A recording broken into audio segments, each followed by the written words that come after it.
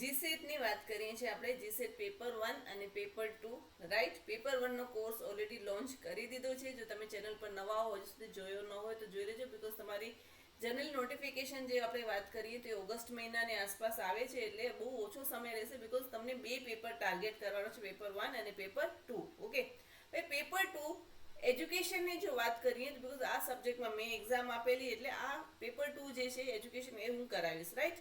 હવે જે રીતે પેપર 1 નું ફોર્મેટ આપણે તપાસીએ કે જે રીતે મેં તમને કરાવેલું, તો સૌથી પહેલા મેં તમને પીવાયક્યુ સોલ્વ કરાવેલા, અને પીવાયક્યુ ડિટેલમાં સોલ્વ કરાવું છું. આખું ક્વેશ્ચનનું પોસ્ટમોર્ટમ કરીને આપણે સોલ્વ કરીએ છીએ.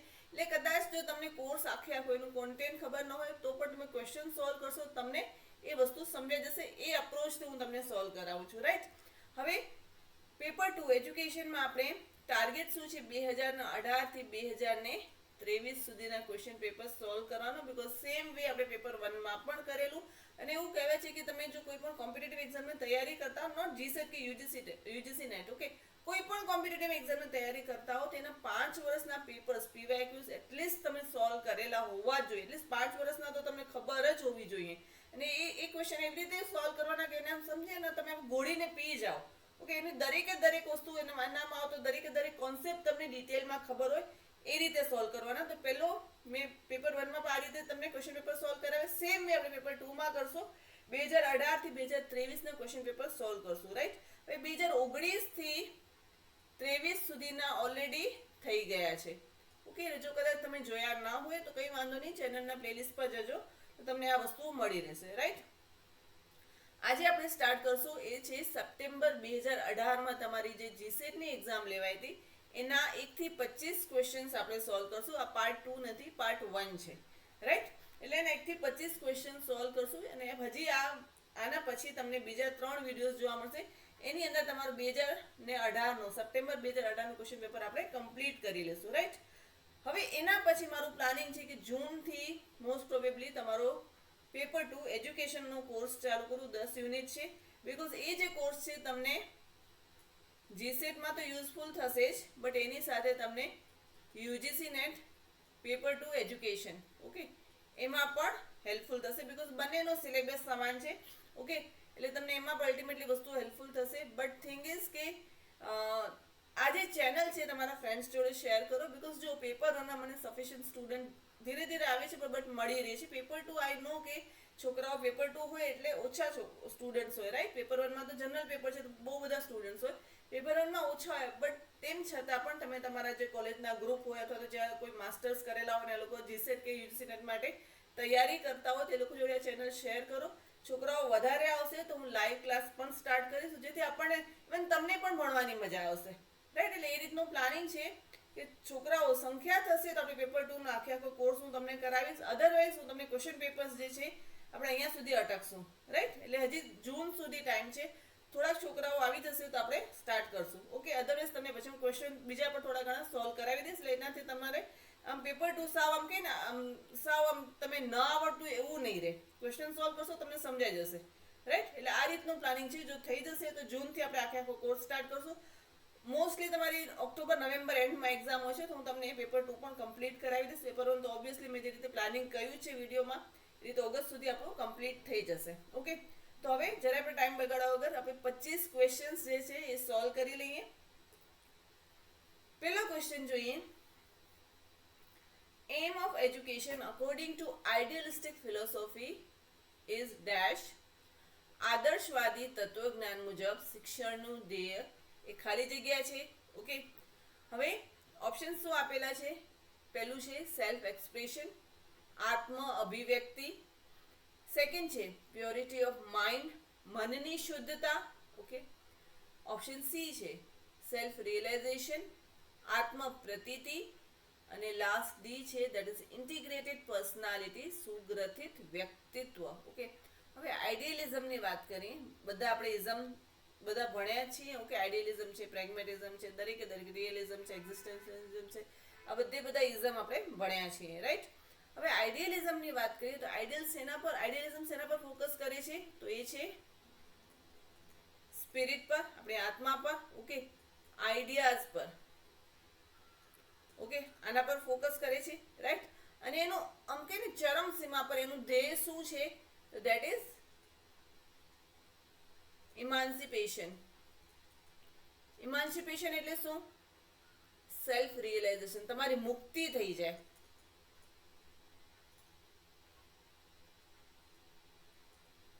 ઓકે, એની વાત કરે છે, રાઈટ.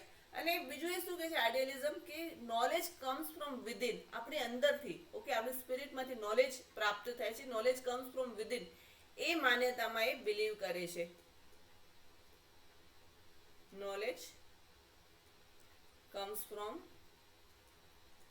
વિધિન. ઓકે, તો અકોર્ડિંગ ટુ ધેટ આપણે જોઈએ તો સેલ્ફ એક્સપ્રેશનની વાત નથી કરતો આઈડિયલિઝમ, પ્યોરિટી ઓફ માઇન્ડની વાત નથી કરતો, બટ સેલ્ફ રિયલાઇઝેશન, ઓકે, આત્મ પ્રતીતિ, ઇમાન્સિપેશન, ઓકે, સ્પિરિટની વાત કરે છે, આઈડિયાઝની વાત કરે છે. ઓકે, એટલે અહીંયા આન્સર શું આવશે? ઓપ્શન સી આવશે. ઇન્ટિગ્રેટેડ પર્સનાલિટી પણ નહીં આવે, રાઈટ. અને આની સાથે આઈડિયલિઝમના ફાધર ઓફ આઈડિયલિઝમ કોણ છે એ પણ યાદ રાખજો, બીકોઝ આ ક્વેશ્ચન મને મેચ ધ ફોલોઈંગ મને યુજીસી નેટમાં પણ પૂછાયેલા છે, તમે પીવાય સોલ્વ કર્યા હોય તો તમે જોયું હશે. Father of idealism is Plato, right. એટલે these are the piece of information કે તમને એ લોકો આજને આજ ક્વેશ્ચન ન પૂછે, આને લગતી કંઈ પણ વિગતો પૂછે તો આપણે ક્વેશ્ચન જોડે આ બધી વસ્તુઓ ડિસ્કસ કરી લઈએ, તો તમને 2024માં તમારી માટે પેપર ઇઝી રહે, રાઈટ. તો અહીંયા જે આન્સર થશે that will be option C, right. Okay, now question number 2, which philosophy gives more importance to humanistic studies rather than scientific subjects? કયું તત્વજ્ઞાન વૈજ્ઞાનિક વિષયોની તુલનામાં માનવતાવાદી અભ્યાસને વધારે મહત્વ આપે છે? નીચે તમને ઓપ્શન્સ આપેલા છે. આઈડિયલિસ્ટિક ફિલોસોફીની વાત કરી છે, આદર્શવાદી. સેકન્ડ છે રિયલિસ્ટિક, વાસ્તવવાદી. સી છે પ્રેગ્મેટિક એટલે કે વ્યવહારવાદી. એન્ડ લાસ્ટ ડી છે દેટ ઇઝ એક્ઝિસ્ટેન્શિયલિઝમ, ઓકે, અસ્તિત્વવાદી. ઓકે, તો આ ચાર ફિલોસોફીની વાત કરી છે. જો હવે હ્યુમન સ્ટડીઝની વાત આવે, માનવતાની વાત આવે, ઓકે, તો આપણું અસ્તિત્વ પૃથ્વી પર શું કામ છે, બરોબર છે, આપણા અસ્તિત્વ અંગેની દરેક વાત કોણે કરી છે? અસ્તિત્વવાદીએ કરી છે. ઓકે, તો ઓપ્શન શું આવશે? Option D is the correct answer. Okay, તો પછી આદર્શવાદ શેની વાત કરશે? આદર્શવાદ જે રીતે આપણે આગળ વાત કરેલી આઈડિયાઝની વાત કરશે, સ્પિરિટની વાત કરશે, right. Realism, okay, realistic philosophy શું કહે છે? તો એ શેની વાત કરશે? રિયલ આસ્પેક્ટની વાત કરશે.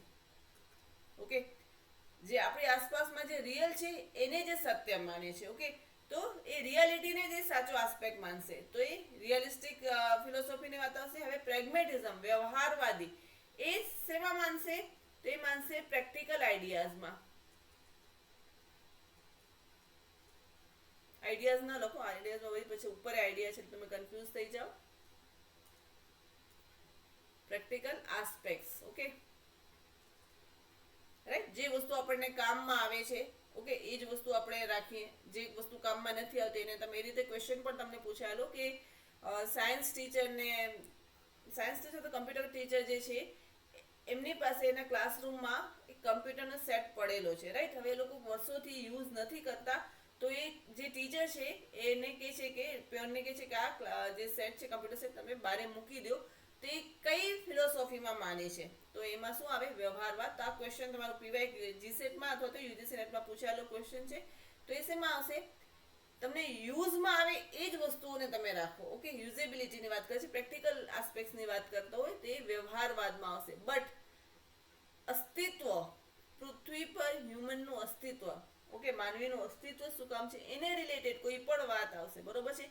પછી એનું મિનિંગ હોય, આપણા અસ્તિત્વનું મિનિંગ શું છે, કે શા માટે આપણે અહીંયા અસ્તિત્વ છે, આપણા અસ્તિત્વનો પર્પઝ શું છે, ઓકે. આ બધી જ વસ્તુ શેમાં આવશે? એક્ઝિસ્ટેન્શિયલિઝમમાં આવશે, અસ્તિત્વવાદમાં આવશે, ઓકે. તો સાચો આન્સર થશે that is option D. Agree? Okay, now moving towards question number 3. Question number 3 છે Jainism school of philosophy emphasize that goal of education should be based on dash. તત્વજ્ઞાનની Jain વિચારધારા ભારપૂર્વક કહે છે કે શિક્ષણનું ધ્યેય ખાલી જગ્યા પર આધારિત હોવું જોઈએ. Real knowledge, right character, right behaviour અને રિયલ કેરેક્ટર. વાસ્તવિક જ્ઞાન, યોગ્ય ચરિત્ર, યોગ્ય વર્તન અને વાસ્તવિક ચારિત્ર. ઓકે, હવે જો આ ક્વેશ્ચન હું જોતી હતી તો મને થોડુંક આના પર શંકા ગઈ, એટલે મને એમ કે 2 થી 3 બુક્સ બીજી હોય, મેં બધું ડિટેલમાં જોઈ લો, થોડી વેબસાઇટ્સ જોઈને પછી હું તમારી જોડે ડિસ્કસ કરું. બટ જો તમે જીસેટનો આપણે જોઈએ ને તો જીસેટમાં એ લોકોએ ઓપ્શન 1 સેકન્ડ એ લોકોએ ઓપ્શન જે છે એ ડી સાચો કયો છે. ઓકે, રિયલ કેરેક્ટરની વાત કરી છે, બટ થોડુંક મને આમાં ડાઉટ છે. એટલે એક વખત હું આ ક્વેશ્ચન જે છે એ ઉપરાંત તમે જેનિઝમની આખી થિયરી છે હું ડિટેલમાં જોઈ અને તમને ફરીથી આ આખો ક્વેશ્ચન જે જીસેટનો ઓપ્શન ડી છે દેટ ઇઝ કરેક્ટ કે બીજું કંઈ આવશે, થોડુંક વખત આ નેક્સ્ટ ક્લાસમાં આનો કમ્પ્લીટલી હું બધી થિયરી લઈ આવીશ અને આપણે એના વિશે ડિસ્કસ કરી લેશું અને જે પણ હશે એ વસ્તુઓ જોઈ લેશું. રાઈટ, તો આનો અત્યારે જીસેટ પ્રમાણે જો ઓપ્શન જોઈએ તો શું છે? રિયલ કેરેક્ટર, વાસ્તવિક ચરિત્ર. ઓકે, તો will get back to this question letter. Next ક્લાસમાં આપણે જે નેક્સ્ટ અથવા મોસ્ટ પ્રોબેબલી એના પછીના ક્લાસમાં આપણે આ ક્વેશ્ચન ડિસ્કસ કરી લેશું. ઓકે, બીકોઝ મને ડાઉટ છે કે ડી આવશે કે નહીં, તો થોડી મારે પણ થિયરી એક વખત ચેક કરવી પડશે કે real knowledge, right character, right behaviour અને રિયલ કેરેક્ટર, આ વચ્ચે થોડોક મને આમ ડાઉટ છે. એક વખત હું ચેક કરી લઉં પછી તમને હું કહીશ. અત્યાર સુધી આપણો જો જીસેટની વાત કરીએ તો આન્સર ડી આવે છે. The education acquired without any specific purpose, fixed period and place is dash નિશ્ચિત હેતુ, ચોક્કસ સમય અથવા તો સ્થળ વગર મેળવાતું જે શિક્ષણ છે એ ખાલી જગ્યા પ્રકારનું શિક્ષણ છે. આ તમને ક્વેશ્ચન પૂછેલો છે. ઓકે, પહેલો ઓપ્શન છે ઇનડાયરેક્ટ એજ્યુકેશન એટલે કે પરોક્ષ શિક્ષણ. ઓપ્શન બી છે ઇન્ડિવિજ્યુઅલ એજ્યુકેશન એટલે કે વ્યક્તિગત શિક્ષણ. ઓપ્શન સી છે ઇન્ફોર્મલ એજ્યુકેશન, અનૌપચારિક શિક્ષણ. અને ઓપ્શન ડી છે that is known formal education, બિન ઔપચારિક શિક્ષણ. ઓકે, 4 ઓપ્શન્સ આપેલા છે. પહેલા આપણે 4 ઓપ્શન સમજીએ. પહેલું છે ઇનડાયરેક્ટ એજ્યુકેશન. આમ જોવા જઈએ સિલેબસની વાત કરું તમને સિલેબસમાં ફોર્મલ એજ્યુકેશન, ઇન્ફોર્મલ એજ્યુકેશન અને નોન ફોર્મલ આ 3 જ આપણને આવે છે. બટ સ્ટીલ આ ટર્મ આપણે સમજી લઈએ એટલે આપણને વસ્તુઓનો ખ્યાલ આવી જાય. ઓકે, ઇનડાયરેક્ટ એજ્યુકેશન, પરોક્ષ શિક્ષણ. પરોક્ષ શિક્ષણ એ શું છે? જો તમને બાળક સ્કૂલમાં હોય અને સ્કૂલમાં એન્ટર થાય અને ટીચર એને કક્કો શીખવાડે, પછી આગળ વધે તો ગણિતમાં ધારો કે સરવાળો બાદબાકી બધું વસ્તુ ટીચર એને શીખવાડશે બાળકને. ઓકે, તો એ શું થશે? એ ડાયરેક્ટ એજ્યુકેશન થશે, તમે આ શીખવાડો છો. બટ જો બાળક સપોઝ તમે સમજો કે ગરમ તપેલી હોય, ઓકે, અને એને પકડી લેશે, એક વખત એ પકડશે અને પછી એને ખ્યાલ આવશે કે આ તો તપેલું આવી રીતે ગેસ પર હોય ને નીચે ગેસ ચાલુ હોય ને બંધ કરી તો એ તપેલું તો ગરમ હોય.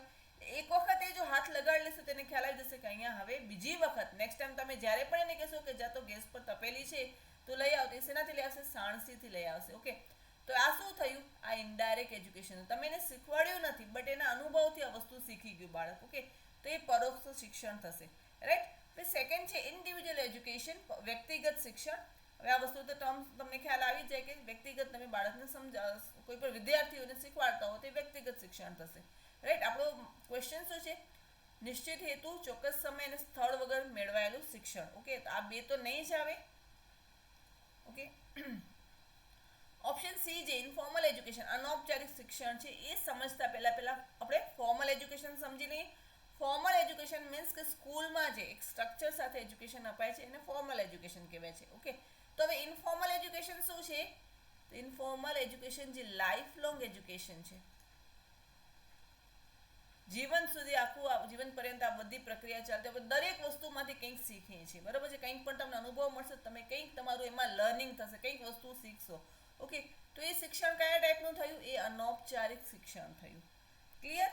ઓકે, એટલે એનો કોઈ હેતુ ક્યારે પણ નથી હોતો. બરાબર છે? એનો કોઈ સમય નથી હોતો. ચલો સ્કૂલનો સમય હોય છે, ફોર્મલ એજ્યુકેશનનો પ્રોપર ટાઈમ હોય છે. બરાબર છે? આપણે ચોક્કસ હેતુઓ સાથે આપણે ભણાવીએ છીએ આપણા બાળકોને. ઓકે, જ્યારે ટીચર હોય છે, ટીચર આખું એનું પ્લાન તૈયાર કરે છે ત્યારે એના હેતુઓ હોય છે. બરાબર છે? એનો ચોક્કસ સમય હોય છે અને સ્થળ. ઓફકોર્સ સ્કૂલમાં બાળક આવે છે તો એ બધું હોય છે ફોર્મલમાં. ઓકે, જ્યારે અનૌપચારિક શિક્ષણમાં કોઈ નિશ્ચિત હેતુ, એનો કોઈ ચોક્કસ સમય નથી હોતો. એવું નથી હોતું કે મારે આ અનુભવ મળશે તો આ સમયમાં જ મને અનુભવ મળશે. ઓકે, આ હેતુ માટે જ હું આ અનુભવ મેળવવા જઉં છું. નહીં, આ તો બધી વસ્તુ એક્સિડન્ટલી થતી હોય છે ને એમાંથી આપણું લર્નિંગ થાય છે. રાઈટ. કોઈ સ્થળ નિશ્ચિત નથી હોતો, તો એ કયું થશે? અનૌપચારિક શિક્ષણ થશે. રાઈટ. હવે નોન ફોર્મલ જે એજ્યુકેશન જે છે એ તો વેલ પ્લાન્ડ હોય છે. બરાબર છે. તમે સ્વિમિંગ શીખવા ગયા તો એ શું છે? એ બિન ઔપચારિક શિક્ષણ છે, રાઈટ. તો આ વસ્તુ તો વેલ પ્લાન્ડ હોય છે. આ જે છે અનૌપચારિક શિક્ષણ એ કોઈ પણ નિશ્ચિત હેતુ, નિશ્ચિત સમય, ઓકે, કે સ્થળ વગર મેળવાતું શિક્ષણ છે, રાઈટ. તો અહીંયા આન્સર થશે that will be option C, right. Now question number 5. Sorry, which branch of philosophy examines issue pertaining to the nature of reality?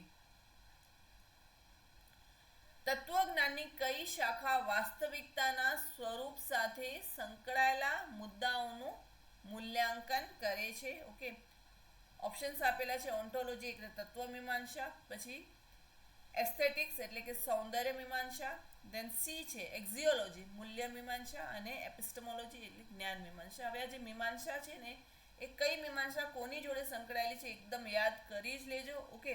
હવે આ જે વસ્તુઓ છે મેં યુજીસી નેટના જે ક્લાસ છે એમાં મેં આ વસ્તુ શીખવાડેલી છે, બરાબર છે. પ્લેલિસ્ટમાં જશો તમને આ બધી મીમાંસા જે છે, ઓકે, એ બધી તમને જોવા મળશે. તો એ વસ્તુઓ જોઈ લેજો, સમજી લેજો, આખો વિડીયો જોજો, બિકોઝ આમાંથી ક્વેશ્ચન તમને પૂછાતા જ હોય છે. તમે જો 19-20ના જે ક્વેશ્ચન પેપર છે, 21-22-23, બરાબર છે, આ જે વર્ષોના ક્વેશ્ચન પેપર મેં સોલ્વ કરાવ્યા છે એ તમે જોયા હોય તો તમે આ વસ્તુ માર્ક કરી હશે કે તમને મીમાંસામાંથી ક્વેશ્ચન પૂછ્યા છે અને બેઠો ક્વેશ્ચન હોય છે. કંઈ એમાં બહુ ડિટેલમાં કંઈ આપણને કંઈ આપણી આમ કંઈ એડિશનલ બીજું કંઈ વિચારવું પડે એવું એ ટાઈપના ક્વેશ્ચન હોતા જ નથી.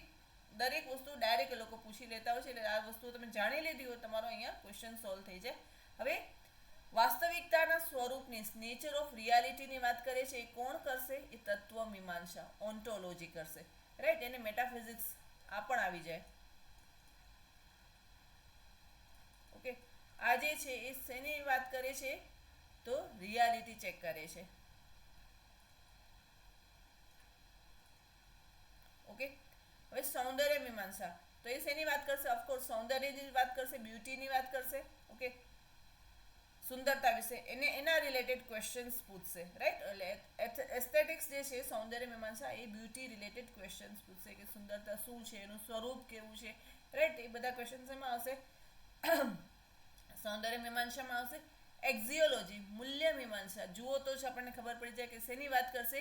એ વેલ્યુઝની વાત કરશે, મૂલ્યોની વાત કરશે, ઓકે, ગુડનેસની વાત કરશે, ઓકે. તો એક્ઝિયોલોજી મૂલ્ય મીમાંસા આવશે. અને જ્ઞાન મીમાંસા જ્ઞાનનું સ્વરૂપ કેવું છે, ઓકે. પછી કરિક્યુલમને લગતા કોઈ પણ ક્વેશ્ચન્સ હોય, આ બધી ટીચિંગ મેથોડોલોજીને લગતા પણ કોઈ તમને ક્વેશ્ચન મૂકી દે તો એ બધું શેમાં આવશે? એપિસ્ટમોલોજી જ્ઞાન મીમાંસામાં આવશે, રાઈટ. તો અત્યારે આપણને એ લોકોને પૂછ્યું શું છે? નેચર ઓફ રિયાલિટીની વાત કરી છે, તો એ તત્વમીમાંસા, ઓન્ટોલોજી અથવા તો મેટાફિઝિક્સ હોય તો એ પણ એમાં આવી શકે, because it's the branch, okay. તો અહીંયા જે સાચો આન્સર થશે that will be option A, okay. Question number 6 જોઈએ. Which philosophy of education considers psychology as an incomplete study of an inadequate basis of educational theory? શિક્ષણનું કયું તત્વજ્ઞાન મનોવિજ્ઞાનને શૈક્ષણિક સિદ્ધાંતનો અપૂર્ણ અભ્યાસ અને અપૂરતો આધાર સમજે છે? ઓકે, નીચે તમને ઓપ્શન્સ આપેલા છે. આદર્શવાદ છે, વાસ્તવવાદ છે, વ્યવહારવાદ છે, પ્રકૃતિવાદ છે, ઓકે. આઈડિયલિઝમ, રિયલિઝમ, પ્રેગ્મેટિઝમ અને નેચરલિઝમ, ઓકે. તો અહીંયા સાચો આન્સર શું થશે? કે જે મનોવિજ્ઞાન છે, બરાબર છે. આ એક સ્ટેટમેન્ટ જ તમે આઈડિયલિઝમની જો થિયરી માટે બીજી બધી બુક્સ રેફર કરી હોય તો તમને ખ્યાલ હશે કે આઈડિયલિઝમ જે છે ને એ મનોવિજ્ઞાન, ઓકે, સાયકોલોજીને શું માને છે? શિક્ષણના સિદ્ધાંત માટે એ અપૂર્ણ અભ્યાસ છે અને અપૂરતો આધાર છે, બિકોઝ એ માઇન્ડને રિલેટેડ વાત કરે છે. ને અહીંયા શેની આદર્શવાદ શેની વાત કરે? સ્પિરિટની વાત કરે છે, બરાબર, આઈડિયાઝની વાત કરે છે. એટલે બંનેનો ઓફકોર્સ બંનેનો મેળ ન થાય એટલે ઓફકોર્સ એ આઈડિયલિઝમ છે એ મનોવિજ્ઞાનને ક્રિટિસાઇઝ કરે, રાઈટ. એટલે અહીંયા સાચો ઓપ્શન શું થશે? Option A. ક્લિયર? બિકોઝ બંનેના થિંકિંગ પ્રોસેસ અલગ છે. બંને ફિલોસોફી જુઓ, નોટ બંને ફિલોસોફી નથી. એક આખો મનોવૈજ્ઞાનિક સાયકોલોજી છે અને આદર્શવાદ એક ફિલોસોફી છે. તો બંનેના જે બેઝ આધાર છે એ લોકોની જે માન્યતા માટેના બંનેના અલગ અલગ છે. એટલે આદર્શવાદ થશે, આન્સર થશે. આદર્શવાદ જે છે એ સાયકોલોજીને અહીંયા ક્રિટિસાઇઝ કરે છે કે મનોવિજ્ઞાન એ શૈક્ષણિક સિદ્ધાંતનો અપૂર્ણ અભ્યાસ અને અપૂરતો આધાર છે, ઓકે. એટલે ઓપ્શન શું થશે? Option A is the correct answer. Now question number 7. The most important thing for a teacher according to realism in education is dash. વાસ્તવવાદ અનુસાર શિક્ષણમાં શિક્ષક માટે સૌથી મહત્વની બાબત શું છે? ઓકે, પહેલું છે મેથડ ઓફ ટીચિંગ, અધ્યાપનની પદ્ધતિ. ઓપ્શન બી છે value and significance of what is right, જે શીખવાયું છે ઓકે તેનું મૂલ્ય અને એનું મહત્વ. ઓકે, નેચર ઓફ ચાઇલ્ડ, બાળકનું સ્વરૂપ. The organisation of the content to be taught, શીખવવાના વિષય વસ્તુનું સંગઠન. ઓકે, આ 4 ઓપ્શન્સ આપેલા છે. હવે શેની વાત કરેલી છે? રિયલિઝમની વાત કરેલી છે. ઓકે, તો જો એ નેચર ઓફ ચાઇલ્ડની તો વાત નહીં કરે, રાઈટ.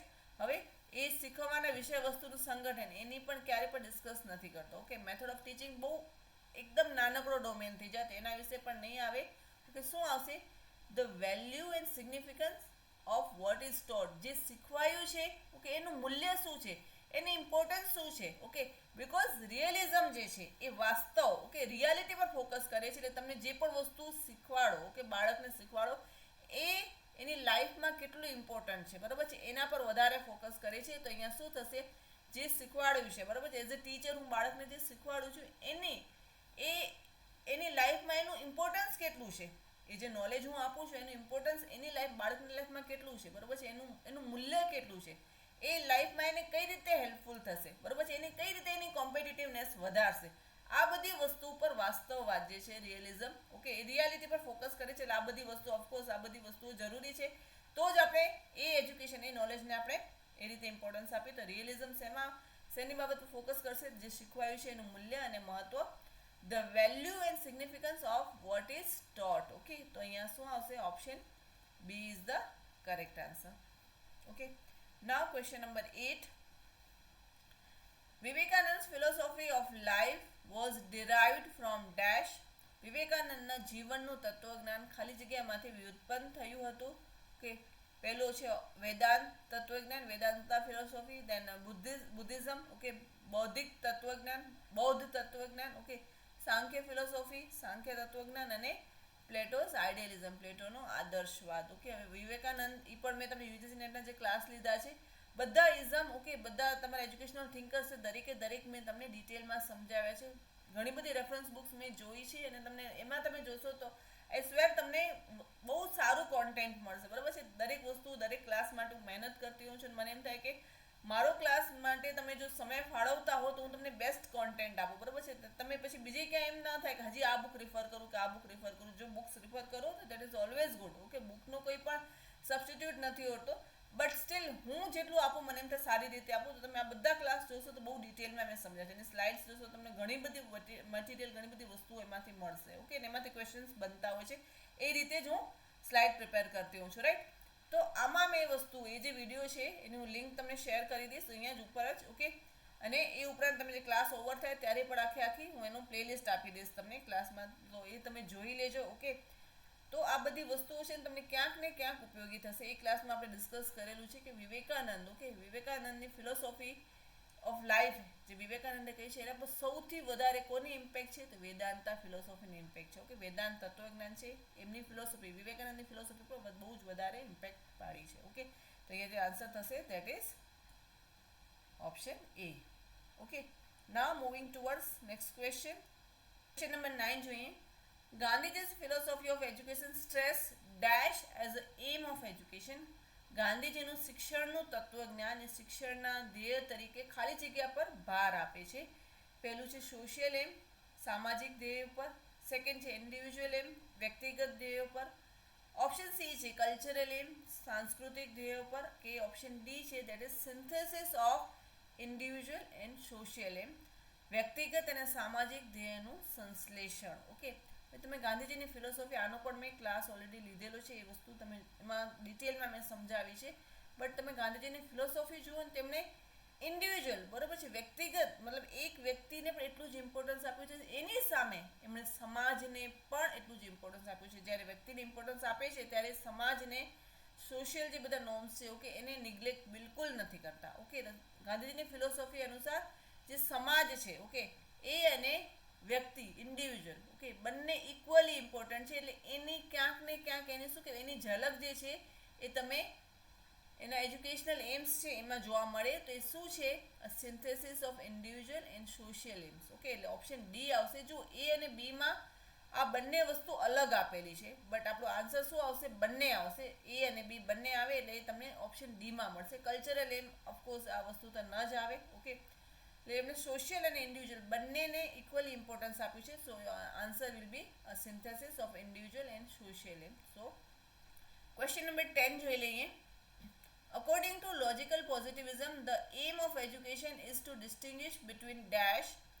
તાર્કિક પ્રત્યક્ષવાદ મુજબ શિક્ષણનું ધ્યેય ખાલી જગ્યા વચ્ચે ભેદ કરવાનું છે. પહેલું છે સેન્સ એન્ડ નોનસેન્સ, અર્થપૂર્ણ અને અર્થવિહીન. ઓપ્શન બી છે નોલેજ એન્ડ ઇગ્નોરન્સ, જ્ઞાન અને અજ્ઞાન. ઓપ્શન સી છે રિયલ એન્ડ વર્ચ્યુઅલ, વાસ્તવિક અને આભાસી. અને ઓપ્શન ડી છે ટ્રુથ અને અનટ્રુથ, સત્ય અને અસત્ય. ઓકે, શેની વાત કરેલી છે? લોજિકલ પોઝિટિવિઝમની વાત કરેલી છે, તાર્કિક પ્રત્યક્ષવાદ. ઓકે, તાર્કિક પ્રત્યક્ષવાદ તમે લોજિક લગાડવાનું છે અને જોવાનું છે. ઓકે, એ શું કહેવા માંગે છે કે જોવાનું કે સત્ય શું છે. બિકોઝ આપણી સામે દરેક વસ્તુ આવતી હશે, સાચી પણ આવશે અને ખોટી પણ આવશે, બટ આપણને એઝ અ પર્સન આપણને ખબર પડવી જોઈએ કે સત્ય શું છે અને અસત્ય શું છે. બંને વચ્ચે ભેદ પારખતા તમને આવડવું જોઈએ. એ તાર્કિક પ્રત્યક્ષવાદ કહે છે. રાઈટ? એટલે એ સેન્સ અને નોનસેન્સ નહીં આવે, નોલેજ એન્ડ ઇગ્નોરન્સ પણ નહીં આવે, રિયલ એન્ડ વર્ચ્યુઅલ પણ નહીં આવે. રાઈટ? બટ શું આવશે? ઓપ્શન ડી, ટ્રુથ અને અનટ્રુથ. જે સત્ય અને અસત્ય છે એની વચ્ચે ધ્યેય પારખતા બાળકને આવડવું જોઈએ. એ ટાઈપનું એજ્યુકેશનનો એમ, એની વાત કોણ કરે છે? લોજિકલ પોઝિટિવિઝમ. રાઈટ? તો એ ઓપ્શન શું થશે? સાચો આન્સર ડી થશે. Okay, now question number 11. Which school of philosophy of education advocated project method of teaching? કઈ શૈક્ષણિક તત્વજ્ઞાનની વિચારધારાએ અધ્યાપનની પ્રકલ્પ પદ્ધતિની ભલામણ કરે છે? ઓકે, પહેલું ઓપ્શન છે આઇડિયલિઝમ, બીજું છે રિયલિઝમ, પ્રેગ્મેટિઝમ અને નેચરલિઝમ. ઓપ્શન એ છે આદર્શવાદ, ઓપ્શન બી છે વાસ્તવવાદ, ઓપ્શન સી છે પ્રેગ્મેટિઝમ અને લાસ્ટ ડી છે એ છે પ્રકૃતિવાદ. હવે જો પ્રોજેક્ટ મેથડ એના પ્રોપાઉન્ડર તમને ખબર હોય ને તો તમને આ ક્વેશ્ચન સુધી ઇઝીલી પહોંચી જાય. એના પ્રોપાઉન્ડર કોણ હતા? William Kilpatrick. Okay, right? હવે આ જે પ્રકલ્પ પદ્ધતિ પ્રોજેક્ટ મેથડના પ્રોપાઉન્ડર આ હતા, બટ વિલિયમ કિલપેટ્રિક હતા. એમના ગુરુ કોણ હતા? જ્હોન ડેવી. ઓકે, જ્હોન ડેવી એના ગુરુ હતા. અને જ્હોન ડેવી છે એમણે એકચ્યુઅલી પ્રોજેક્ટ મેથડ પર કામ કરવાનું શરૂ કર્યું. પછી એમના પછી આ કામ આગળ કોણે વધાર્યું? વિલિયમ કિલપેટ્રિકે. હવે જ્હોન ડેવી, ઓકે, જ્હોન ડેવી કઈ ઇઝમમાં માને છે, કઈ ફિલોસોફીમાં માને છે? તો એ છે પ્રેગ્મેટિઝમ. ઓકે, એટલે આવી રીતે તમે વસ્તુઓ કનેક્ટ કરો તો ઇઝીલી તમને સોલ્વ થઈ જાય. એટલે આના ઉપર તમને કેટલી બધી વસ્તુઓ શીખવા મળી કે પ્રોજેક્ટ મેથડ કોણે આપી? તો વિલિયમ કિલપેટ્રિકે આપી. ઓકે, વિલિયમ કિલપેટ્રિક, ઓકે, એના ગુરુ હતા જ્હોન ડેવી. ઓકે, જ્હોન ડેવીએ શું હજી બીજું આપેલું છે? પ્રોગ્રેસિવ એજ્યુકેશનની વાત કરી છે. ઓકે, આ ક્વેશ્ચન પણ તમને પૂછાયેલો છે. ઓકે, એટલે એની વાત જ્હોન ડેવી કહે છે. જ્હોન ડેવી પાછા પ્રોગ્રેસિવ એજ્યુકેશન મીન્સ કે પ્રેગ્મેટિઝમમાં પણ માને છે. ઓકે, એટલે વ્યવહારવાદ. એટલે આ બધી વસ્તુઓ તમે ક્યાંક ને ક્યાંક એના શું કહે છેડા કનેક્ટ કરો તો તમને આમ નોલેજ જે છે એ આમ પાર્ટમાં નહીં બટ એઝ અ હોલ તમને ખ્યાલ આવતો જાય. રાઈટ? એટલે અહીંયા જે પ્રકલ્પ પદ્ધતિની જે ભલામણ કરે છે કઈ વિચારધારા છે? તો એ છે વ્યવહારવાદ. ઓકે, શું આવશે? Option she is the correct answer. Now question number 12. Which branch of philosophy deals with knowledge and its structure, method and validity? જો મેં તમને હમણાં ડિસ્કસ કર્યું કે આમાંથી ક્વેશ્ચન પૂછાય છે ને એક જ પેપરમાં 2 ક્વેશ્ચન જોવા મળશે. ઓકે, તત્વજ્ઞાનની કઈ શાખા જ્ઞાન, તેનું સ્વરૂપ, પદ્ધતિ અને યથાર્થતા સાથે કામ કરે છે? હવે જ્ઞાનની વાત આવે ને તો સીધું એપિસ્ટમોલોજી. ઓકે, એના પર જ ટેક કરી દેવાનું, બીજું બધી કોઈ વાત જ નહીં આવે. ઓકે, હવે એ સિવાયના જે ઓપ્શન છે આપણે ઓલરેડી આગળના ક્વેશ્ચનમાં ડિસ્કસ કરેલા છે એટલે ફરીને એ વસ્તુ ડિસ્કસ નથી કરતી. બટ નોલેજની વાત આવે ને ત્યાં ને બાકી ગુજરાતીમાં જુઓ તમને અહીંયા ઇઝીલી મળી જાય આ જ્ઞાન અને અહીંયા જ્ઞાન. ઓકે, તરત જ તમને એમ કહે ને આન્સર જ તમને એ લોકોએ ક્વેશ્ચન એક્ઝામિનરે જ તમને કહી દીધો છે એવું થાય. બટ યસ, આ બધી વસ્તુઓ કરીને જજો, અહીંયાથી ક્વેશ્ચન બને છે. તમે આજ જુઓ એક જ ક્વેશ્ચન પેપરમાં એ લોકોએ 2 ક્વેશ્ચન આવા પૂછ્યા છે. એટલે આ બધી વસ્તુઓ છે ને બહુ જ ઇમ્પોર્ટન્ટ છે એટલે એને કોઈ દિવસ ઇગ્નોર નહીં કરવાની. જે વસ્તુ રિપીટેડલી પૂછાતી હોય ને એ વસ્તુ એક વખત ધ્યાન રાખીને રિવિઝન કરતા રહેજો તો ઇઝીલી આવડી જશે. ઓકે, બહુ આમાં કંઈ અઘરું નથી. Option she is the correct answer. Now question number 13. Liberation in Buddhist philosophy is known as dash. બૌદ્ધ તત્વજ્ઞાનમાં મુક્તિ ખાલી જગ્યા તરીકે ઓળખાય છે. ઓકે, પહેલું છે નિર્વાણ, સેકન્ડ છે મોક્ષ, સી છે સદગતિ અને લાસ્ટ ડી છે મૃત્યુ. ઓકે, હવે અમુક વસ્તુ તો આપણને આમ ખ્યાલ આવી જાય કે જો મૃત્યુ નહીં આવે. ઓકે, સદગતિની વાતે ઓવરઓલ તમે જોવા જાઓ તો નિર્વાણ છે. ઓકે, નોટ નિર્વાણ છે, અલગ જ મિનિંગ થઈ જાય બટ સ્ટીલ ચલો નિર્વાણ, ઓકે, મોક્ષ, સદગતિ અને મૃત્યુ. ઓકે, આ ચારે ચાર વસ્તુઓ જોવા જાઓ તો મિનિંગ એક જ છે બટ આપણે મુક્તિ એની માટે બૌદ્ધ તત્વજ્ઞાન છે, બૌદ્ધ બુદ્ધિઝમ જે ફિલોસોફી છે એમાં એ લોકોએ કયો વર્ડ વાપરેલો છે તો એ છે નિર્વાણ. ઓકે, નિર્વાણ છે એને એ લોકો મુક્તિ કહે છે. અલ્ટિમેટલી આ બધી વસ્તુમાં આપણને મુક્તિ જ પ્રાપ્ત થઈ જાય છે બટ બુદ્ધિઝમમાં જે વસ્તુ નામ શબ્દ જે તમને યાદ રાખવાનો છે દેટ ઇઝ નિર્વાણા. ઓકે, નિર્વાણ. ઓકે, મુક્તિ માટે આ શબ્દ વાપર્યો છે એ લોકોએ. એટલે શું થશે answer? Option A. Okay, question number 14 જોઈ લઈએ. The caste system showed sign of loosening under the impact of dash. ખાલી જગ્યાના પ્રભાવ નીચે જ્ઞાતિ પ્રથાએ શિથિલ થવાના સંકેતો દર્શાવ્યા. પહેલો ઓપ્શન છે રાજા રામમોહન રોય, સેકન્ડ છે જવાહરલાલ નહેરુ, સી છે ડૉક્ટર રાજેન્દ્ર પ્રસાદ અને લાસ્ટ ડી છે મહાત્મા ગાંધી. હવે જો જ્ઞાતિ પ્રથા શિથિલ થવાના સંકેતોમાં શું આવશે? મહાત્મા ગાંધી. તમને જો ધ્યાન હોય તો એમણે જે સામયિક બહાર પાડ્યા હતા બરાબર છે, એમાં એક સામયિક કયું હતું?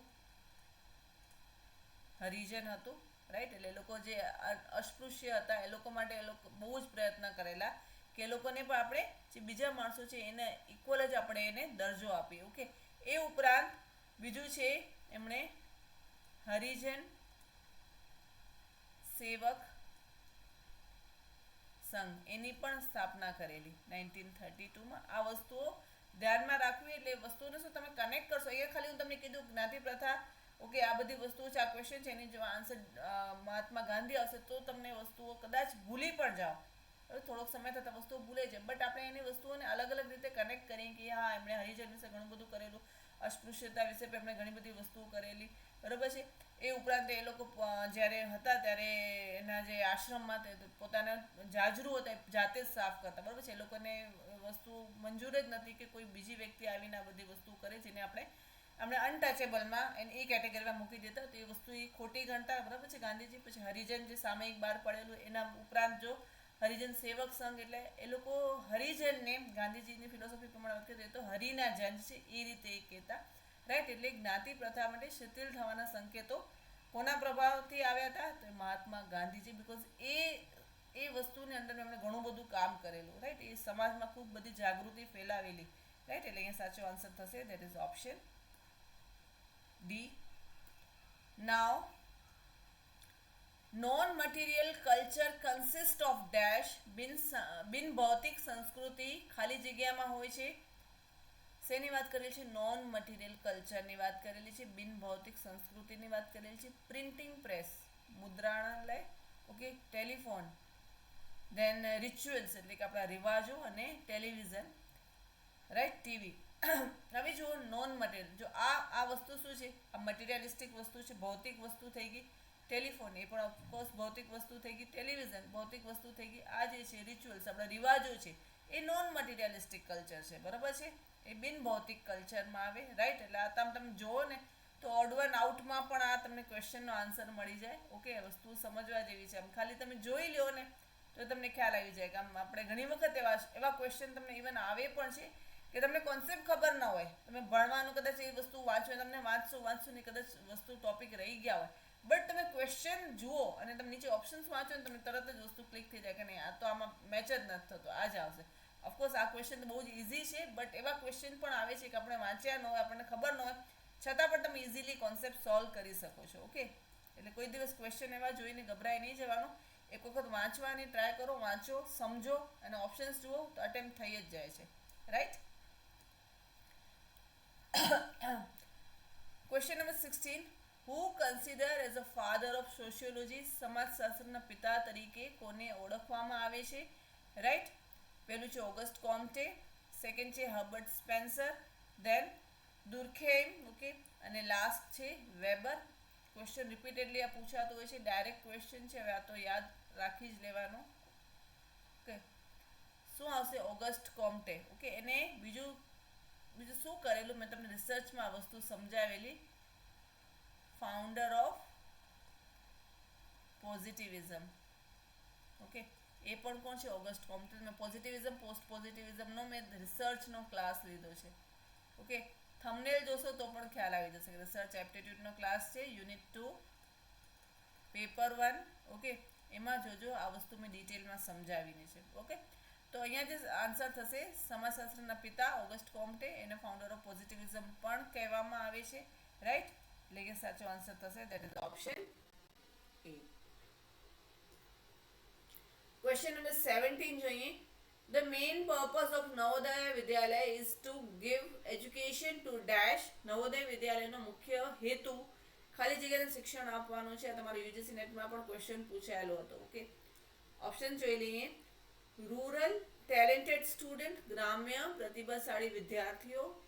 ઓપ્શન બી છે અર્બન ટેલેન્ટેડ સ્ટુડન્ટ્સ, શહેરી પ્રતિભાશાળી વિદ્યાર્થીઓ. ઓપ્શન સી છે અર્બન ગર્લ્સ સ્ટુડન્ટ્સ ઓનલી, માત્ર શહેરી વિદ્યાર્થીનીઓ.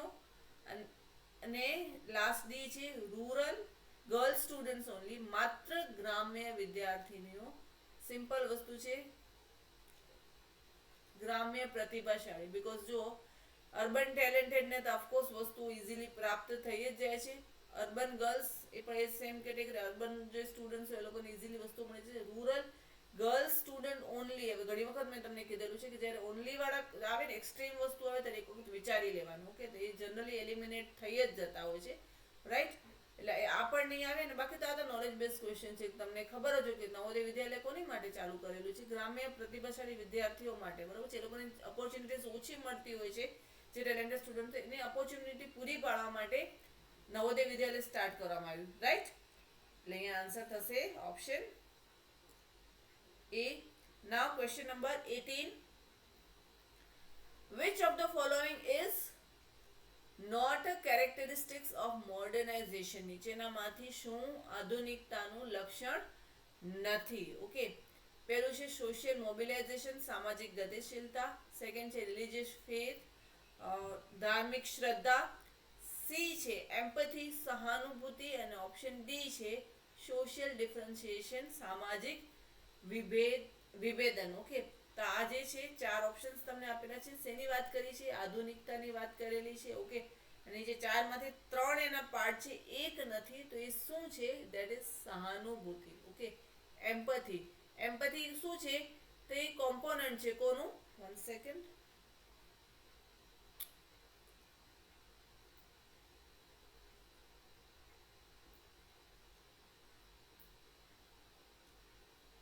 સહાનુભૂતિ છે એ કોમ્પોનન્ટ છે શેનું? ઇમોશનલ ઇન્ટેલિજન્સનું. એ આધુનિકતાનું લક્ષણ નથી હોતું. આધુનિકતામાં શું શું આવશે? તો સોશિયલ મોબિલાઇઝેશન આવશે. રાઈટ. આધુનિકતા અત્યારે મોડર્નાઇઝેશનની વાત કરીએ, કેટલા બધા ગામડાથી લોકો શહેર તરફ આવે છે. તો બરાબર શું થયું? સોશિયલ મોબિલાઇઝેશન થયું. રિલિજિયસ ફેથ એ પણ એમાં આવી જશે. સોશિયલ એન્વાયરમેન્ટની વાત આવે છે એટલે એમ્પથી છે એનો પાર્ટ નહીં થાય, બીકોઝ એ તો ઇમોશનલ ઇન્ટેલિજન્સની વાત કરે છે. બરાબર, કોઈ પ્રત્યે સહાનુભૂતિ દખાવી. ઓકે, એ વસ્તુ છે મોડર્નાઇઝેશનમાં નહીં આવે. ઓકે, સોશિયલ ડિફરન્શિએશન, સામાજિક વિભેદન હોય છે, એ પણ ઓફકોર્સ મોડર્નાઇઝેશન થાય તો એ સોશિયલ ડિફરન્શિએશન આવે જ છે. રાઈટ. એટલે આ બધું શું છે? મોડર્નાઇઝેશનનો પાર્ટ થશે. એમ્પથી છે એ એનો પાર્ટ નહીં થાય. અને શેનો કોમ્પોનન્ટ થશે એ પણ મેં અહીંયા તમને કહી દીધું છે. એટલે આ વસ્તુ પણ ધ્યાનમાં રાખજો. ઓકે, એટલે અહીંયા શું થશે? Answer option C. Now question number 19. Which of the following is not a characteristics of culture? નીચેનામાંથી કયું સંસ્કૃતિનું લક્ષણ નથી? કલ્ચર ઇઝ લર્ન, સંસ્કૃતિ શીખાય છે. Option B, culture is shared, સંસ્કૃતિ વહેંચાય છે. ઓકે. ઓપ્શન સી છે, કલ્ચર ઇઝ ગ્રેટિફાઈંગ, સંસ્કૃતિ છે પરિતૃપ્ત કરે છે. ઓકે. ને લાસ્ટ ડી છે, કલ્ચર ઇઝ એક્સટર્નલ, સંસ્કૃતિ જે છે એ બાહ્ય છે. હવે જો આપણે કલ્ચર છે શીખવાડીએ છીએ, આપણે બાળકોને આપણી સંસ્કૃતિ પ્રત્યે કેટલી બધે છે, બાળક જ્યારે આવે ત્યારે એને કંઈ પણ ખબર નથી હોતી, બટ આપણો જે કલ્ચર હોય છે એ વસ્તુ આપણે એને શીખવાડીએ છીએ, રાઈટ? એટલે કલ્ચર શીખવાડી શકાય છે. Okay.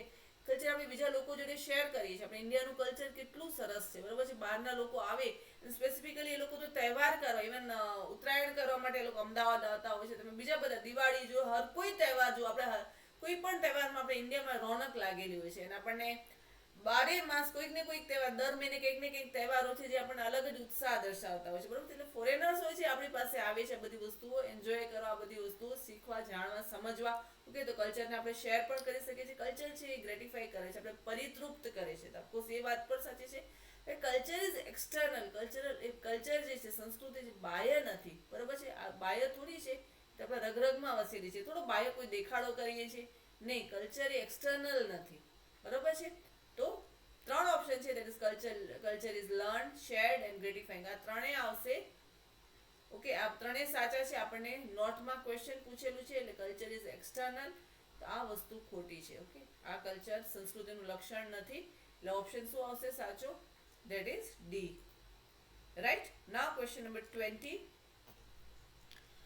When there is a conflict in mind of an individual, he may have to change his dash. જ્યારે વ્યક્તિના મનમાં કંઈક સંઘર્ષ ચાલી રહ્યું હોય, બરોબર છે, ત્યારે એને શું બદલવું જોઈએ એ તમને ક્વેશ્ચન પૂછ્યું છે. પહેલું છે એની ક્લાસ સિસ્ટમ, એટલે કે એની વર્ગ વ્યવસ્થા બદલી નાખવી જોઈએ. ઓકે. હવે આ ક્લાસ એટલે આપણે સ્કૂલના ક્લાસની વાત નથી, હા, સમાજની દ્રષ્ટિએ જે ક્લાસ હોય છે એના પ્રમાણે છે, એ વર્ગની વાત છે. ઓકે. પછી ઓપ્શન બી છે હોલ વેલ્યુ સિસ્ટમ, સમગ્ર મૂલ્ય વ્યવસ્થા. ઓકે. દેન સી છે ફંક્શનલ સિસ્ટમ, કાર્ય વ્યવસ્થા. અને લાસ્ટ ડી છે દેટ ઇઝ કલ્ચરલ સિસ્ટમ, સાંસ્કૃતિક વ્યવસ્થા. ઓકે. હવે ક્વેશ્ચનમાં શું પૂછ્યું છે કે જ્યારે પણ આપણા કોન્ફ્લિક્ટ, આપણા માઇન્ડમાં કંઈ પણ કોન્ફ્લિક્ટ થાય, ઓકે, ત્યારે એને શું ચેન્જ કરવું જોઈએ. મનમાં જ્યારે સંઘર્ષ થતો હોય છે ઘણી બધી વસ્તુઓમાં, ઘણી બધી વાતચીતમાં આપણે આ બધી વસ્તુ અનુભવી છે, આપણે જીવનના અનુભવોમાં એવી કોઈ જગ્યાએ આપણે આવી જઈએ કે ત્યારે આપણા મનમાં મનોમંથન થઈ જાય, અમુક સંઘર્ષ થઈ જાય કે આ વસ્તુ બરોબર છે કે આ વસ્તુ કરવી જોઈએ કે ન કરવી જોઈએ, સાચું શું છે.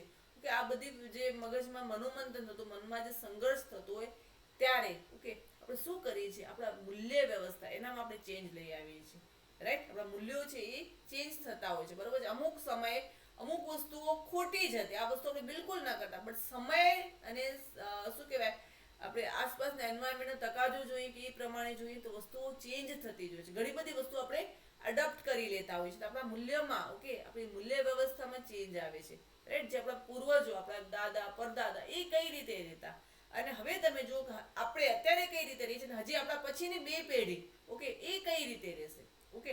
એટલે જ્યારે પણ મનમાં કોન્ફ્લિક્ટ થતા હોય છે, એ કોન્ફ્લિક્ટના એન્ડમાં શું થાય છે, આપણે મૂલ્ય વ્યવસ્થામાં ફેરફાર થાય છે. આપણે વર્ગ વ્યવસ્થા જે હોય છે એને એ રહે છે. આપણી કાર્ય વ્યવસ્થા, આપણે જે રીતે ફંક્શન કરતા હોય, જે વસ્તુના કાર્ય કરતા હોય છે, કામ કરતા હોય છે, એ પણ એઝ ઇટ ઇઝ રહે છે, બરોબર છે. આપણે કલ્ચર એવી રીતે ચેન્જ ન થતો, જ્યારે મનમાં સંઘર્ષ થાય ત્યારે કલ્ચર ચેન્જ નથી થતો. કલ્ચર ચેન્જ થવાની આખી અલગ જ પ્રોસેસ હોય છે, બરોબર. પણ જ્યારે પણ મનમાં સંઘર્ષ થાય, ઓકે, ત્યારે એ સંઘર્ષના અંતે આપણી જે મૂલ્ય વ્યવસ્થા હોય છે એમાં ચેન્જ આવે છે, રાઈટ. એટલે અહીંયા આન્સર શું થશે? Option B is the correct answer. Okay. Now question number 21. Conflict theory is known as dash, સંઘર્ષ સિદ્ધાંત ખાલી જગ્યા તરીકે પણ ઓળખવામાં આવે છે. પહેલું છે ફંક્શનલિસ્ટ થિયરી, કાર્યવાદી સિદ્ધાંત. સેકન્ડ છે થિયરી ઓફ ઇકોનોમિક ડિટર્મિનેશન, આર્થિક નિયતિવાદનો સિદ્ધાંત. ઓપ્શન સી છે બિહેવિયરિસ્ટિક થિયરી, વર્તનવાદી સિદ્ધાંત. અને થિયરી ઓફ કેપિટલિસ્ટ, મૂડીવાદી સિદ્ધાંત. ઓકે. હવે તમને કોન્ફ્લિક્ટ થિયરી, આના વિશે તમને 2019માં પણ ક્વેશ્ચન પૂછાયેલો, ત્યારે પણ આપણે અમુક વસ્તુ ડિસ્કસ કરેલી કે સંઘર્ષનો સિદ્ધાંત ની જોડે કોનું નામ યાદ રાખવાનું? Karl marks. આ થિયરી પણ મેં તમને સમજાવેલી. Okay, right. Karl Marx conflict theory જોડે એનું નામ તમારે યાદ રાખવાનું, બીકોઝ મેચ ધ ફોલોઈંગમાં આ વસ્તુઓ પૂછાતી હોય છે. એને શું કહ્યું?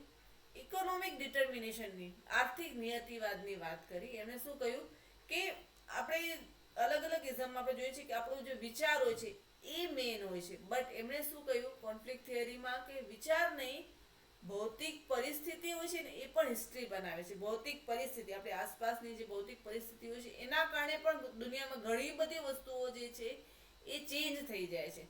જેની પાસે પૈસો વધારે હોય છે, જે રીચ હોય છે, એ શું હોય છે? એ ડોમિનેન્ટ હોય છે, એ રૂલ કરે છે, બરોબર છે. અને ગરીબ ઉપર એ પોતાનો હક જમાવતો હોય છે. તો એ શું છે?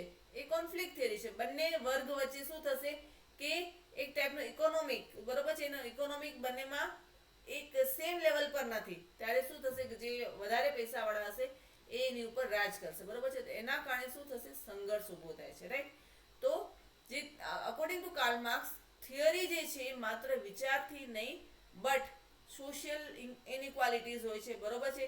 એ ઉપરાંત આપણી આસપાસની જે અલગ અલગ ભૌતિક પરિસ્થિતિઓ હોય છે એના કારણે પણ વસ્તુઓમાં ચેન્જ થાય છે. વસ્તુ એ રીતે પણ ફળીભૂત થતી હોય છે. એટલે જે એનો સંઘર્ષ સિદ્ધાંત છે, કોન્ફ્લિક્ટ થિયરી છે, એને થિયરી ઓફ ઇકોનોમિક ડિટર્મિનિઝમ, ઓકે, એના તરીકે પણ ઓળખવામાં આવે છે, આર્થિક નિયતિવાદના સિદ્ધાંત તરીકે. બીકોઝ એમણે શું કહેવાય, સમાજમાં પૈસાને વધારે ઇમ્પોર્ટન્સ આપ્યું અને એને કહ્યું કે જે મૂડીવાદ હોય છે, ઓકે, જે મૂડીવાદી જે પૈસાવાળા હોય છે એ હંમેશા ઉપર હોય છે અને એની નીચે જે ગરીબ હોય છે, પુઅર હોય છે, એની ઉપર એ શાસન કરે છે અને એમની વચ્ચે જે કોન્ફ્લિક્ટ થાય છે, રાઈટ.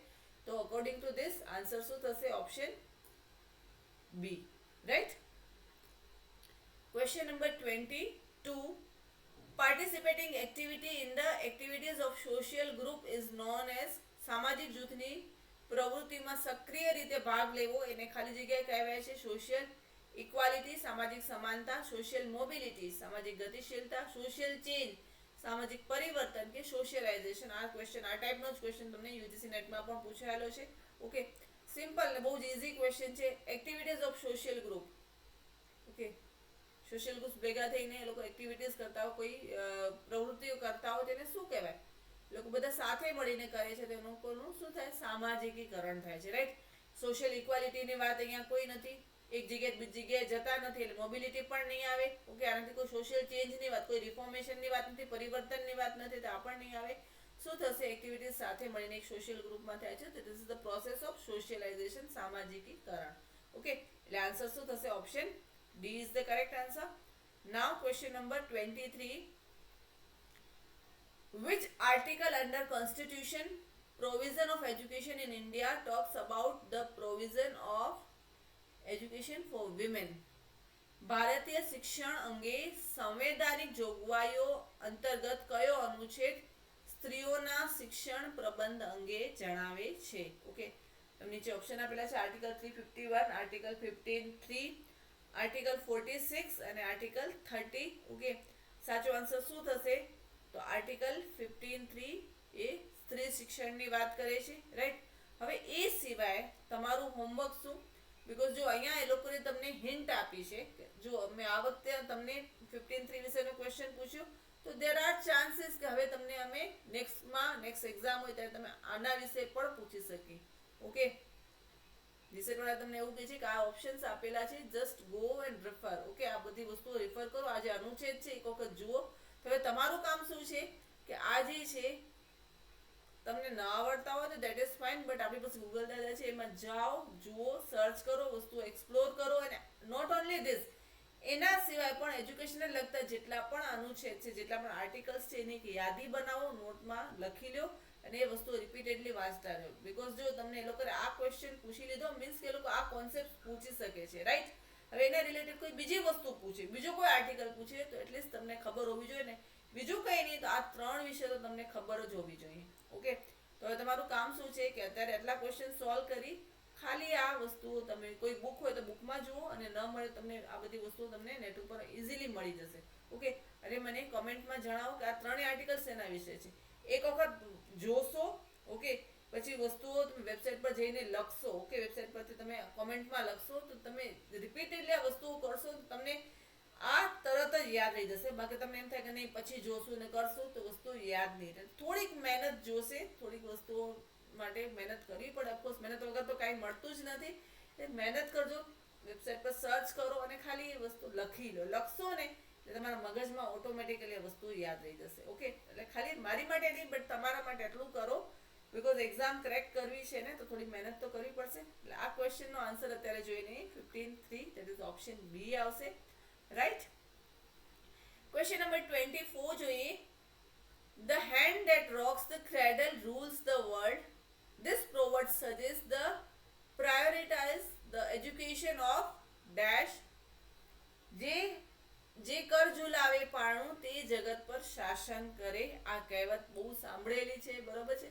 આ કહેવત ખાલી જગ્યાના શિક્ષણને અગ્રતા આપવાનું સૂચવે છે. બાળક, માઇનોરિટીઝ, વિમેન કે શેડ્યુલ કાસ્ટ, બાળક, લઘુમતીઓ, સ્ત્રીઓ કે અનુસૂચિત જાતિ. બરોબર છે. આ તો બહુ જ ઈઝી છે. જે કર ઝુલાવે પારણું એ જગત પર શાસન કરે. કોણ, કયા કર પારણું ઝુલાવતા હોય? ઓફકોર્સ સ્ત્રીઓના કર પારણું ઝુલાવતા હોય, માતાઓ. બરોબર છે. એટલે આન્સર શું થશે? Option C. લાસ્ટ ક્વેશ્ચન છે આ ક્લાસનો, 25th ક્વેશ્ચન જોઈ લઈએ. ક્વેશ્ચન નંબર 25 છે. Government of Gujarat implemented dash in the year 2013-14 to encourage girls education. Gujarat સરકારે કન્યા કેળવણીને પ્રોત્સાહન આપવા માટે 2013-14 કઈ યોજનાનો અમલ કરેલો? પહેલો ઓપ્શન આપેલું છે ગુણોત્સવ. ઓકે. ઓપ્શન બી છે સરસ્વતી સાધના યોજના. રાઈટ. વિદ્યાદીપ યોજના. અને લાસ્ટ ઓપ્શન ડી છે that is Shala Praveshotsav. Okay, school enrollment drive. Right. બહુ જ ઇઝી ક્વેશ્ચન છે. અને જો આ બધી વસ્તુઓ એજ્યુકેશન રિલેટેડ તમારું પેપર જ એજ્યુકેશન છે, ઓફકોર્સ આ બધા જે વસ્તુઓ છે તમારે જે ડેવલપમેન્ટ પાસ્ટ 20 યર્સમાં થયા છે એ જાણવા તો જરૂરી છે. પ્લસ કમિટીઝ ને કમિશન્સ જે છે તો પ્રી ઇન્ડિપેન્ડન્સ, પોસ્ટ ઇન્ડિપેન્ડન્સ એ બધું પૂછાય છે તમને. એટલે ઓફકોર્સ એ તો જાણવા જરૂરી છે. એટલે એજ્યુકેશનને લગતી દરેક વસ્તુ. ઓકે. પછી એનઈપી 2020 પછી તો ઘણી બધી નવી નવી વસ્તુઓ આવી છે. દરેક વસ્તુઓ જાણજો, બિકોઝ એના રિલેટેડ ક્વેશ્ચન પૂછાય છે. ઓકે. એ તમે કરંટ અફેરમાં ગણો, તમે તમારા એજ્યુકેશનના કોઈ પણ યુનિટને જોડે કનેક્ટ કરો, વોટ એવર, બટ વસ્તુઓ જાણવી બહુ જ ઇમ્પોર્ટન્ટ છે. ઓકે. 2013-14 વાત કરીએ તો કઈ આવેલી? સરસ્વતી સાધના યોજના. રાઈટ. તો પછી ગુણોત્સવ ક્યારે આવેલું? ઓકે, 2009 આવેલું. રાઈટ. પછી વિદ્યાદીપ યોજના જોડે એની જોડે કઈ વસ્તુ કનેક્ટેડ છે? કે જ્યારે કચ્છમાં અર્થક્વેક આવેલો, બરોબર, 26મી જાન્યુઆરી જ્યારે અર્થક્વેક આવેલો 2001માં. રાઈટ. ત્યારે ઘણા બધા બાળકો જે છે એનું મૃત્યુ થયું હતું. એની યાદમાં વિદ્યાદીપ યોજના સ્ટાર્ટ કરવામાં આવેલી છે. ઓકે. અને શાળા પ્રવેશોત્સવ નરેન્દ્ર મોદીજીના હસ્તે 2003 સ્ટાર્ટ કરવામાં આવેલું. ઓકે. આજ પણ છે બધી વસ્તુઓ ધ્યાનમાં રાખજો, બિકોઝ તમને આ વખતે સરસ્વતી સાધના યોજના વિશે ક્વેશ્ચન પૂછાઈ ગયો તો મે બી આ વસ્તુ રિપીટ ન થાય, પણ તમને આ જે બીજા ઓપ્શન છે એમાંથી પણ ક્વેશ્ચન એ લોકો ડિરાઈવ કરી શકે છે. એટલે દરેક ઇન્ફોર્મેશન જાણવી બહુ જરૂરી હોય છે.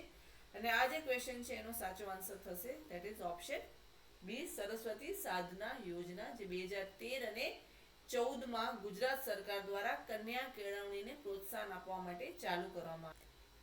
ક્લાસ કેવો લાગ્યો મને જરૂરથી જણાવજો. બીજા કંઈ તમારા સજેશન્સ હોય તો એ પણ મને જરૂરથી કહેજો. એટલે આપણે એ પ્રમાણે કામ કરશું. અને યસ, તમારી તૈયારી સ્ટ્રોંગ રાખજો, બિકોઝ પેપર 1 અને પેપર 2 બંને ઇક્વલી ઇમ્પોર્ટન્ટ છે. રાઈટ.